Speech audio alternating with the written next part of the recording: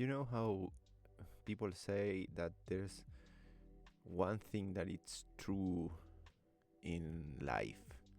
Some people say it's death, which is probably right. I mean, the only one truth that we can all rely on. But I think there's another one that goes for all of us human beings, and that is, well, maybe for the rest of the world as well, that is change. I mean, it's something that is rather undeniable. I don't think nobody stays the same. Even when people go like, oh, like old people never change. Yeah, I mean, old people might have a more rigid sort of mindset. Oh, yeah, because you're too old, like you don't have time to maybe accept things, but whatever. I digress. This episode, it's more like a exploration about change. So welcome everyone to another conversation with me, your friend Carlz, where I take whatever I say in Spanish. I give it 2 shakes of the blender. Can you shake the blender? Yeah, you need to shake it so thing won't stick to the bottom. And I put it in English. And this week's episode was surprisingly hard to record because I really wanted to, but it only led me to kind of like roadblocks or walls. So, for those of you who are not seeing the thumbnail, this week I'm thinking about The Shining. And you have to thread through like really tough sort of landmine subjects or something. Being a Stanley Kubrick movie, one of the best horror movies. So, for a little bit of context, I was doing what I like to call my Winnie-thon, which is I like to watch a lot of horror movies during Halloween month, which has sadly passed. I won't do the same with Christmas movies, no fucking way. But I like to watch horror movies. Well, I like to like watch horror movies in general, as you might have already guessed by how much they appear on my episodes. I'm gonna do like a whole 180. I almost say a 360. I'm gonna do a whole 180 and do like a non-horror next time. I promise. But anyways, so I was doing this where I watch new stuff and I mix it with old stuff, some rewatches, something that I haven't seen in a long time. And of course, if you Google best horror movies of all times, The Shining is gonna be in those, in almost what, 3.9 out of 4 of every list is gonna have The Shining on it. Not counting the last time I watched it now to record the episode, I have seen The Shining a total amount of 3 times. So here's the thing, and here's the thing to understand the passage of time. I rarely remember like the first time I did something. Perhaps that means I haven't done that many, I don't know, noteworthy things. Who knows? But whenever people say like, "Oh, I remember the first time I went to the movies," or "I remember the first time I saw this," well, this is one I do remember. I remember being 14, 15, something like that, and on cable, on TV, for those of you kids that don't know what cable is. But anyways, on TV there was this anniversary from something from Kubrick. Some years then he made something, some years since he passed, like whatever. It was something about like an anniversary or something. By then, I have only seen 2001 Space Odyssey, one of my favorite movies, which I loved back then, and I haven't seen in a long time either. So, and now I'm afraid. But the point is, it was late at night, probably past 10 or 11. So I had my own room back then, and I had my TV like 14 inches. I don't remember the squares. I think it went from 14 to 21. I think, but it was the smaller ones.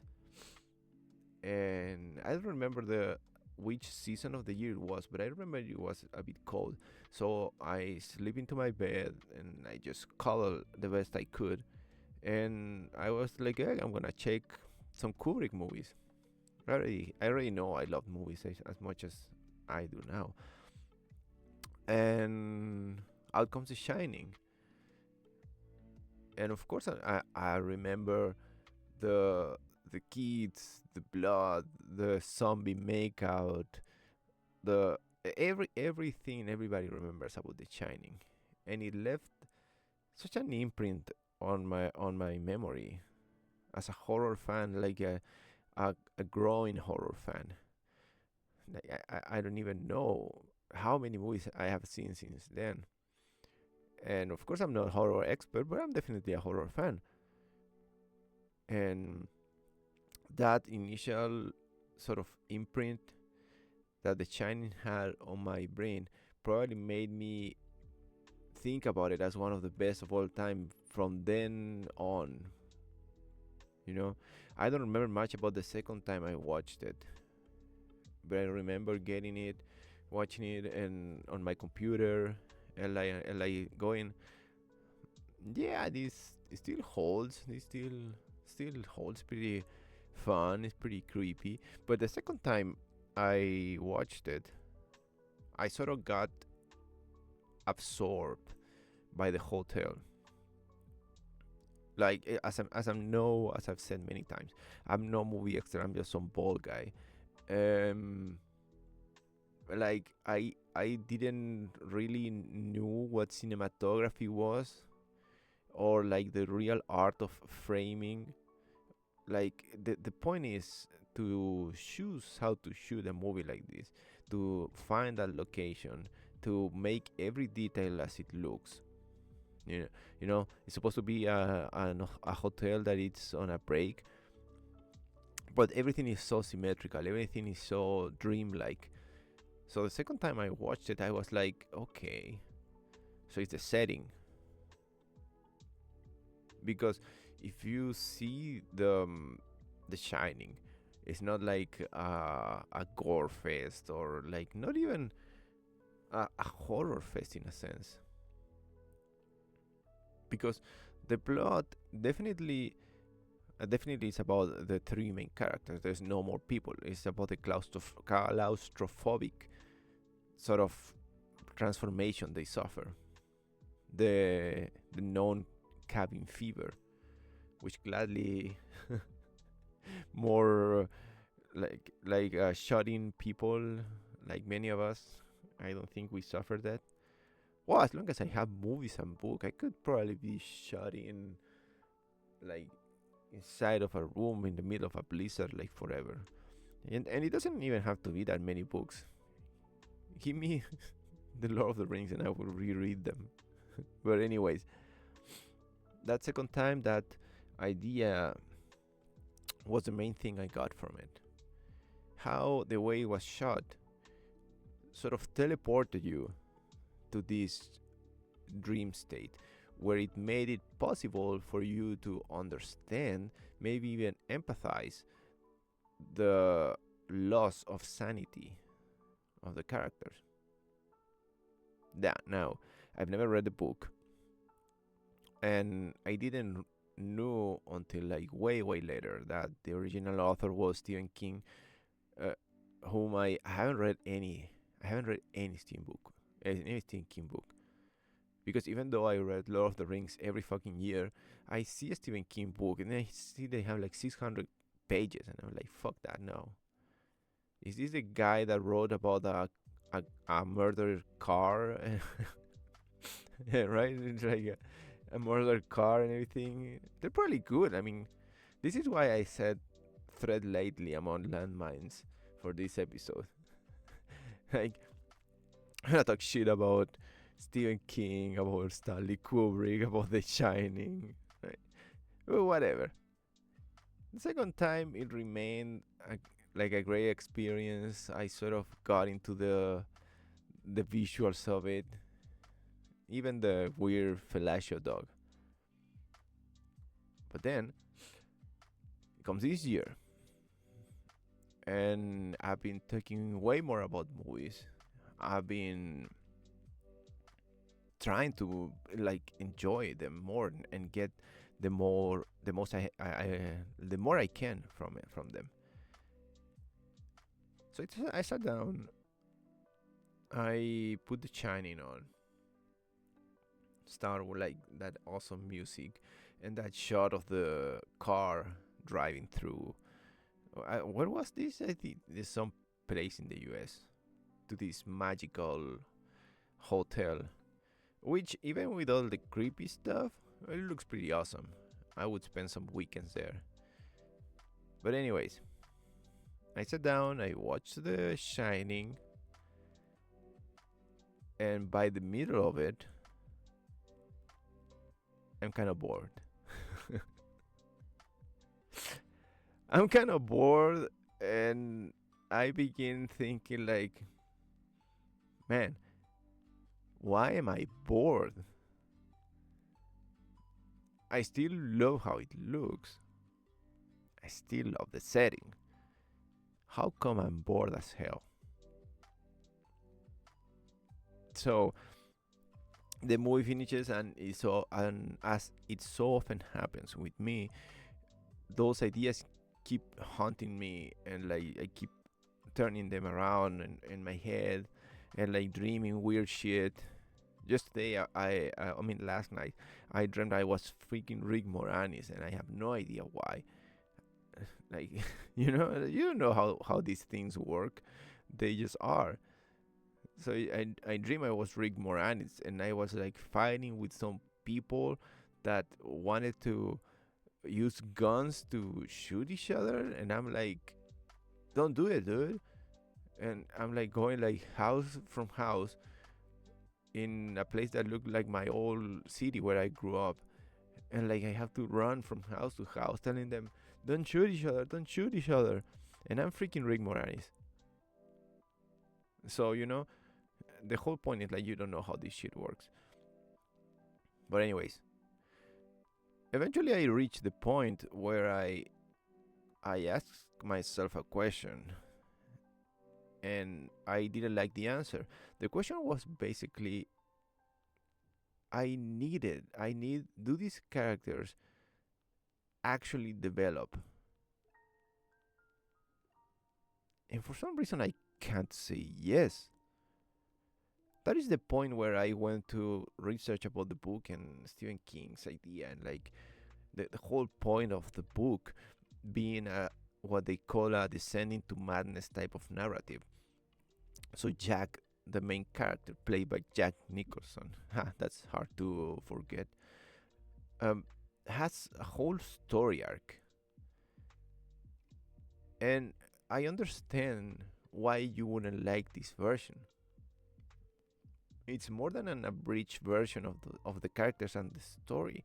It's like a flash, a moment, even though it's a full movie, and even though the mere basics are there, like Jack is a failed writer, and he has issues, but in the book, it seems he's a full-on character. He, of course, is a failed writer, but it's someone that it struggles and progressively gets tempted by the hotel. And the whole deal with temptation is that you must doubt it somehow. You know, it's like, I'm gonna offer you the best deal ever, like Satan or whatever favorite devil you have comes and offer you a way out or something big.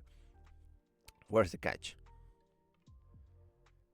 So I see how if you come from the book, you are missing this development. You're missing this family breaking apart. And it seems that the movie does that pretty intentional, just like saying, okay, they were a family, they were kind of happy, and now they're in this nightmare for 45 minutes when a bunch of crazy, visually stunning shit happens. And the same thing happens with the kid and the whole idea of the movie. It's called The Shining because it's a stupid name for the kid's power. which is also kind of dumb if you ask me. But the same thing happened with the kid. The kid doesn't go through the process of sort of discovering his abilities and like having sort of like a, I don't want to say like a fight, but he does kind of like faces the hunting of the hotel. Again, I haven't read the book, but as I read these details, I'm building this idea in my mind that that of a progress, that of a movement, like of a hotel hunting and ghosts that conspire and kids that uh, are dealing with a power and a reality and a dad who is progressively losing his mind to his own demons, alcohol, violence, but ultimately the frustrations of someone who in this world, that is something that we can all empathize with, wanted to be someone, thinking that you are someone and the world just telling you you suck. Like, those narratives are heavily implied in the movie, but heavily implied. You don't really see them. Well, and the mom is not mentioned that much, but I guess her story arc. Again, I didn't read the book. This is like synopsis I read about it. I guess her role, hopefully, is more than just being the victim. That's pretty sexy shit. But in the movie, it is. And again, another landmine. I don't wanna pretend that I could choose, cast, or even act better than the people in the movie, but they were clearly chosen to give you a still frame of stuff like immediately. What I mean by this, the kids looks deranged from day one. Jack Nicholson is Jack fucking Nicholson. He looks like a psychopath. 99.9 of the time he looks like a fucking psychopath. Like, I didn't see for a second a caring, loving father in Jack Nicholson. And this sort of breaks the tension and the whole point of him losing his mind. He looks deranged from minute one. Like, if after he murdered, like he wanted, like after he murdered, well, in the movie, spoilers, he only murdered the one character that actually doesn't die in the book, but in the movie he murders him. Um, and I'm like, I believe it. If it appeared in the news, right? You're watching the headlines on a newspaper, kids. For those who you, of those who you don't know, it was just used to be a fucking paper with stuff printed on them, and they put the picture of Jack Nicholson as the Jack character from the movie, and they go like, this guy killed his whole family. I'll be like, yeah, that makes sense, you know. So the way they chose the casting, the kid it's already crazy, as well as the dad, and the mom is already a victim. She has that face, and as I said, I'm not one to be criticizing awesome actors or whatever, but it it just freezes the movie in one point in time. So as I'm watching The Shining for the third time, I'm like, I want all of these things out of these characters to make me feel for them, which creates a fundamental great divide in how I see the movie. If I don't see it as Kubrick wanted me to see it, as this just crazy blip of time where everything is fucked up, I won't enjoy it. I mean, you can still enjoy it and you can still see the art behind it, but me personally, I want all of these other elements for some reason. This character development, as I said, this progress, the progress of the descent into madness. I want it, and the movie doesn't give it to you. You know, even the whole shining element. And that was so frustrating that it made me not go to the book. I don't want to read a fucking book. But of course, the big part of the book was the whole shining element, as this sort of type of mutant power. I don't know, maybe the kid's an X-Men or something. And okay, I said I'm gonna do something that I have avoided for so long. And I was like, okay, this supposedly have a lot more of approval from King himself. So I went into the quote unquote sequel, Doctor Sleep, where Obi-Wan Kenobi plays the old kid, Ewan McGregor, for those of you who don't already put Ewan as either uh, Obi-Wan or the guy from Trainspotting. Keep forgetting his name, even though I love that movie. But anyways, I went to do the movie with the notion of, okay, this is gonna be the lore centric, the character centric movie that is gonna fill up the gaps that I needed from The Shining. And it turns out it's so fucking boring. It's so boring. And it's like it heavily focused on of course the main character and developing this whole shining lore, introducing these kind of like bad guys that they steal psychic power from other people and they consume them until they are dust because of they absorb their powers to live forever. I'm like, what the fuck is this? And then you realize you jump from one extreme to the other,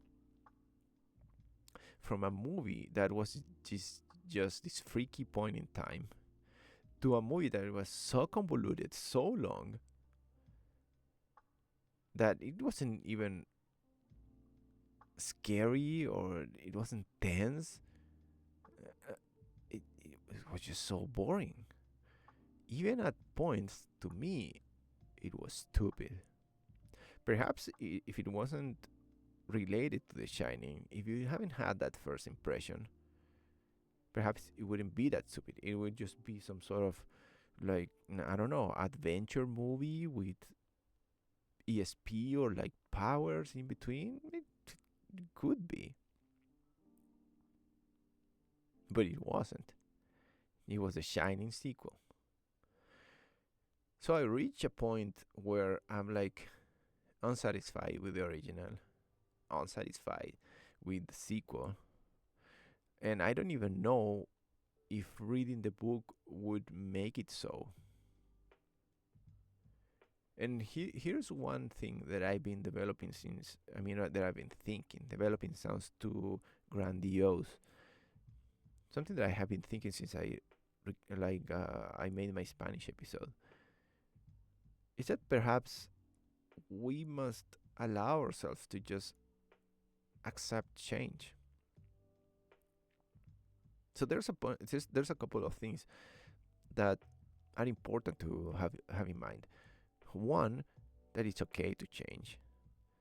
Two, that it's okay to not like or even dislike like works of art, even if they are made by the greatest people ever and whatever. Like even if you are just some random Paul guy, like you are totally in your right to criticize, mistrust, and like people are gonna go like, "Oh, who the fuck are you, bald guy?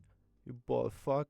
And I'm like, "But dude, I just didn't get what I wanted from it." And some people will do the counter argument like, "Yeah, but like you didn't get what you wanted it, but these people are not working for you. They're not giving you what you want. They're just giving you what they want to show." Fair enough. Then I'm totally allowed to say that I didn't want or I didn't like what they were showing. And here's the thing. Here's the thing. I said that and I think about this dumb Marvel rival sticker. So dumb. But anyways, here's the thing. I still don't hate The Shining. I don't. But only because of how it looks. You know, it's like a painting. It's giving me something to experience visually. Like if you want to say, if you want to put it in some strange contrived way, this is not a movie for blind people. And it is not like, oh, like movies, how can you be blind? There's a bunch of people and like papers written that show ways that blind people can actually enjoy movies. But there's no way, no fucking way you can explain how The Shining looks. So for those of you not watching this, or like, I don't know, like I shows, for example, the screen cap that I show, I shows it because in on itself it looks like a fucking Renaissance painting or something. You know how like the main thing people do in art class or like art interpretations, they go like, oh look, the focus is here, the framing, whatever. You can go all on and on the academics of it, but to me, the genius of it is how angled it is, how tidy it is. You know, if you extend the lines out of every rectangle and every square or like straight line in this scene, you even create like a sort of like web, you know, that envelops you. I'm gonna get all poetic here before I sneeze out of allergies, so I apologize if I do. Sorry. You get a web that comes out of the screen and envelops you. And that is what happened to me in my first watching of the movie. The nightmare came out of it. So you see, it's impossible to me to say that the movie is bad, but it's totally possible or plausible. No, it's not plausible, it's a fact because I'm saying it, I'm not thinking it. To be dissatisfied with it. That's that's a fact. I'm totally allowed to be dissatisfied with it because I am. Because I guess as people change and I become older, there are some other things that I want, even from horror films. So if you see deeply personal character based, I don't know, the substance pops into mind. Even like stuff like Smile 2. I don't know, I keep putting those movies together. Like so character based. Get Out, you know, characters development, a mix with ideas. You can also have movies more like The Shining, right? Which are just nightmares, like visual nightmares for that last for a couple of hours and they teleport you to that. I guess what I'm trying to say is that even if the movie is one of the best horror movies for all time, like of all time, feel free to not like it, but like be dissatisfied with it and embrace your personal change. Because even if I've changed and I want these new things from a movie like The Shining and I don't get it, so I'm like, okay, fuck it. I can still see the things about it that I loved that first time. But at the same time, you're never gonna get that circumstance again. You know? This is a way of understanding how you enjoy something and how movies sometimes they depend a lot on the context. This is obvious, but like we often forget it. Like I'm never gonna be 14 again in my room, really excited about watching this movie, like as a growing movie fan from like a big legendary director. Like back then there was no internet, right? So I know he was a big director, like had a general idea, but I couldn't go online and Google best horror movies of all time and get bombarded by The Shining is the best, The Shining is the best, The Shining is the best. I couldn't. There were more innocent times, and I guess in more innocent times, the context matters a little bit more. As I said, of me being 14, of me being on a cold night, like tucked into my bed, watching this, being absorbed by it. It's I we gotta say it. Before internet times, context mattered way more. It did because like back then I had no fucking idea of knowing that Stephen King didn't like it or that the story was like that, the story was like this. If the movie didn't say at the end based on a book written, I think this one says so, but like back then I was 14, I had no fucking idea who Stephen King was. Back then I only knew one author by name. It was J.R.R. Tolkien.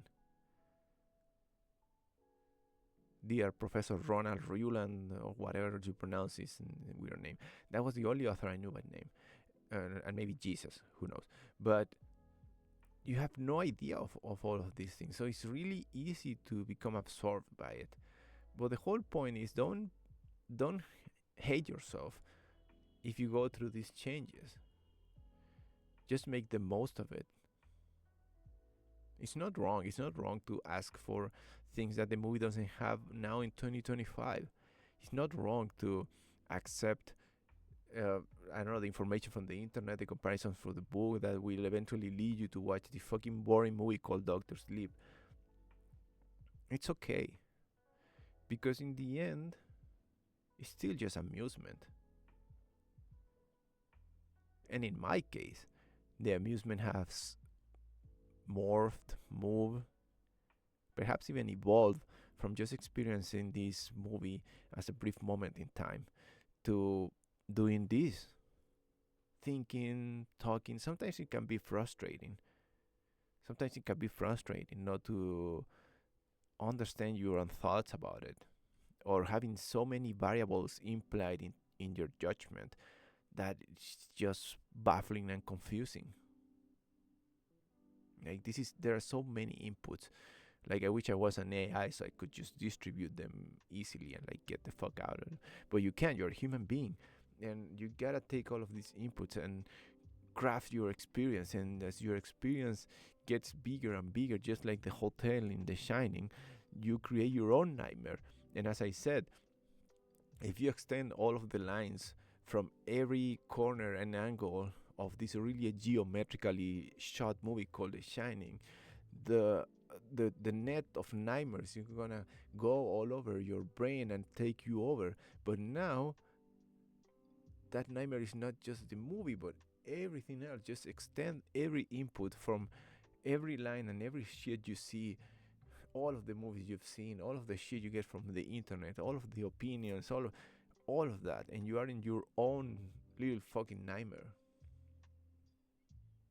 You know, the nightmare of interpretation that can be brought down by a fact, the mere fact that you're watching one of the most like beloved movies of all time and you're fucking bored because you already know that what the character is gonna do, and not because you have seen the movie, because the character is just one static character. He begins crazy, he ends crazy. She begins a victim, she ends a victim. The kid is weird, stays weird. Is that bad? Is that not nuanced? Perhaps it could be. You could see the nuance in the movie.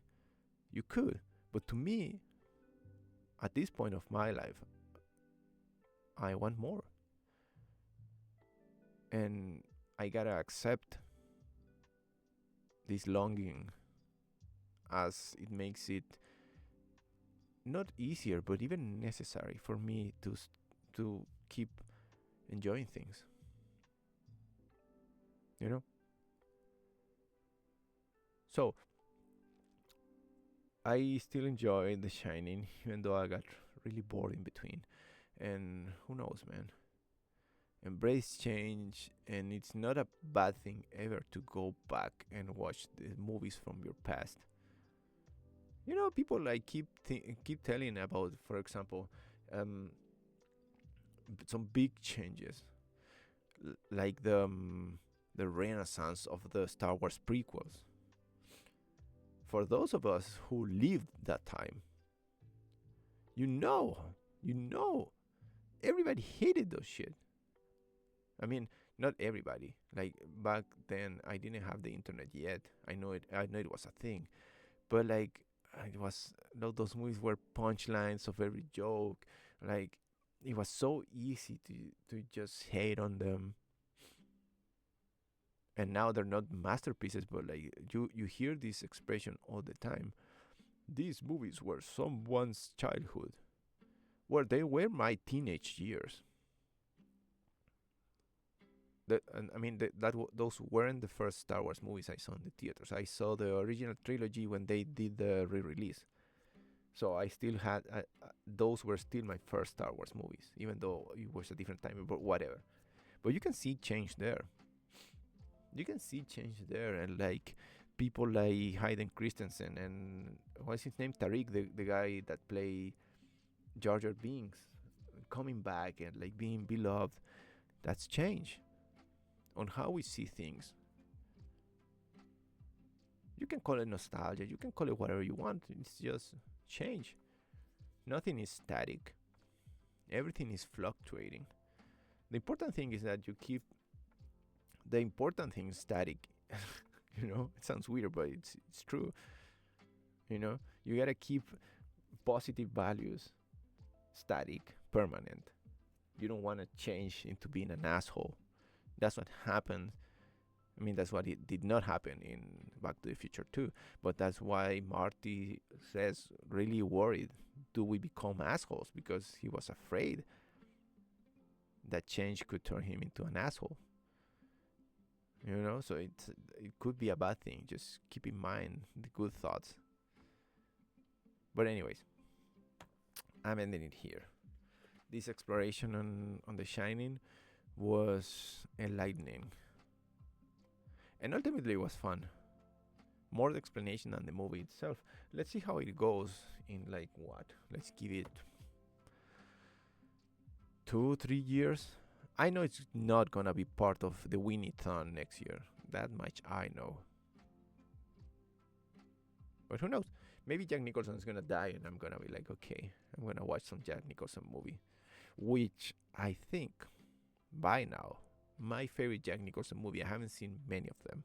It's a toss-up between Anger Management and Who Fly Out of the Cuckoo's Nest. That's the whole name of that movie, right? It's a toss-up between them, with Batman being a close whatever. Whoa, a spam call from plus 57? I don't even know what country is that. Bye-bye. And bye-bye to all of you out there on the internet. Enjoy movies, embrace change, and be happy, and don't drink, because the guy was an alcoholic, and that is not clear in the movie. Nice tidbit to end on with. See you all next time. Thank you for listening, and don't let the Jacks murder you, I guess. Goodbye. Take care.